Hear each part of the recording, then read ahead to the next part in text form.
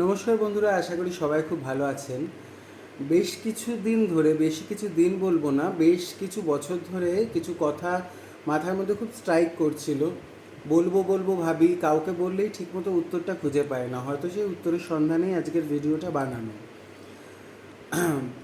আমরা ঈশ্বরে বিশ্বাসী যারা মানুষ আর কি, তাদের কথাই বলছি। যেমন আমি মন থেকে যথেষ্ট ঈশ্বরে বিশ্বাসী, এবং আমার বাড়ির লোকেরাও সারা জীবন বলে এসছে যে যে অসুবিধায় থাকে যে মানুষ, সে কুকুর বেড়ালও হতে পারে, রাস্তায় থাকা বা যে কোনো মানুষ যারা অভাবে আছে, অসুবিধায় আছে, সৎপথে থেকে সবসময় তাদের ভালো কিছু করার চেষ্টা করলে ঈশ্বর নাকি তাতেই আমাকে দেখবে বলে আমি এই আদর্শে মানুষ হয়েছি। এবং এটা একদম ইনবিল্ট আমার মধ্যে চলে এসছে, আমার বাবা মার কাছ থেকে পাওয়া।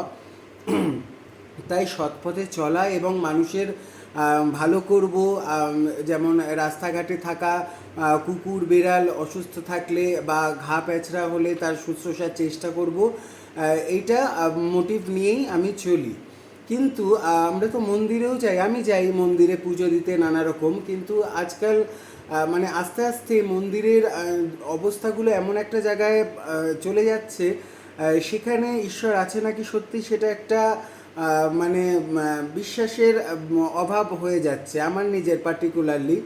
আমি সব মন্দিরেই গেছি মোটামুটি, যেগুলো আমাদের আশেপাশে আছে। তার মধ্যে একটা জায়গার কথা না বললে নয়, তারাপীঠে আমি দুবার গেছি, আর ইচ্ছা নেই যাওয়ার কোনো দিনই। কেননা ঈশ্বর ওখানে আছে নাকি সত্যি আমি খুব ডাউটফুল।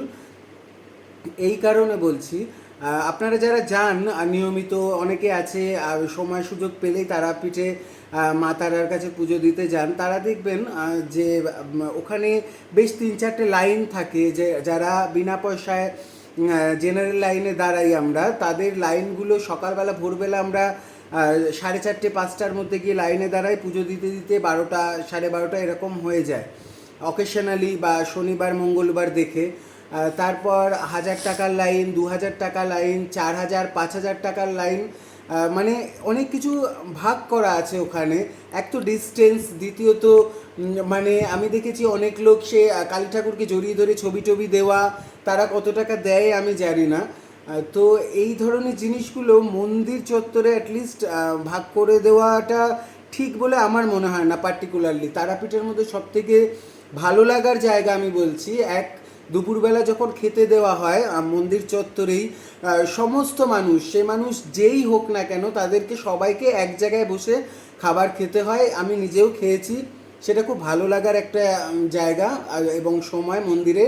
আর একটা হচ্ছে শ্মশানে গিয়ে বসে থেকে একা একা নিজের লাইফকে নিয়ে চিন্তা করা, এই দুটো জিনিসই ভালো। বাকি পুজো দেওয়ার প্রসেসটা খুবই বেসিক্যালি চলতি ভাষায় বলতে গেলে খুব জঘন্য লেগেছে আমার, জঘন্য। আমি বেশ কয়েক বছর আগে একবার গেছিলাম, আর 1 বছর আগেও যখন গেলাম তখনও গিয়ে এই জিনিসটা দেখলাম যে লাইনের ভাগ ব্যাপারটা। তো লাইনের ভাগটা যদি টাকার অনুপাতে এইভাবে চলতে থাকে, তাহলে ধরুন যদি ক্ষমতা থাকে লাখখানেক টাকা আমার খরচা করার, তাহলে হোটেলে বসে থাকলে লাখখানেক টাকা দিলে কি মন্দির কর্তৃপক্ষ ঠাকুরটাকে নিয়ে আমার হোটেলে চলে আসবে, আমাকে আমার রুমে এসে ঠাকুরটাকে দেখিয়ে নিয়ে যাবে, আমি সেখানে ঠাকুরের সাথে সেলফি তুললাম, ফটো তুললাম, প্রণাম করলাম, তারপরে আবার ঠাকুরটাকে নিয়ে যায়? কেন, আমি তো টাকা দিচ্ছি, আর তো কিছু দরকার নেই। ওখানে যারা যাচ্ছে তারা তো টাকা দিয়েই সুবিধাটা ভোগ করছে। এটা একটা প্রশ্ন থেকে যায়। এবং ওটা দেখার পর এইটুকু স্যাঙ্গুইন হয়েছি, মানে বাকি লোকেরা বলছে তাদের কথা শুনছি এবং নিজেও প্রত্যক্ষভাবে রিয়েলাইজ করছি, ওই মন্দিরে বা ওই ধরনের মন্দিরে আর যাই থাকুক না কেন, ঈশ্বর কিন্তু থাকতে পারে না। দেখা যাক ভবিষ্যৎ কোন দিকে নিয়ে যায় আমাদের, এবং ঈশ্বর যদি সত্যিই থাকে এবং ঈশ্বরের ঘরে, তাহলে এই ধরনের পাপগুলোকে সে প্রশ্রয় দেবে? এটা তো হতে পারে না। তাই এই ধরনের নোংরামো, এই ধরনের ঘৃণ্য মনোবৃত্তির পরিচয় অ্যাটলিস্ট মন্দির চত্বরে না হওয়াটাই কাম্য। অনেক দূর থেকে অনেক সাধারণ মানুষরা যায় নিজেদের ব্যথা বেদনা যন্ত্রণা মনের ঠাকুরকে বলতে, ঠাকুরের সাথে দুটো কথা বলতে দুদণ্ড।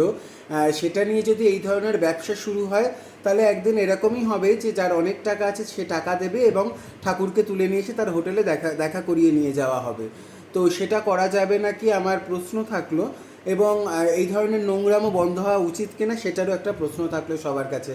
আপনাদের কি মতামত একটু জানাবেন। ভালো থাকবেন।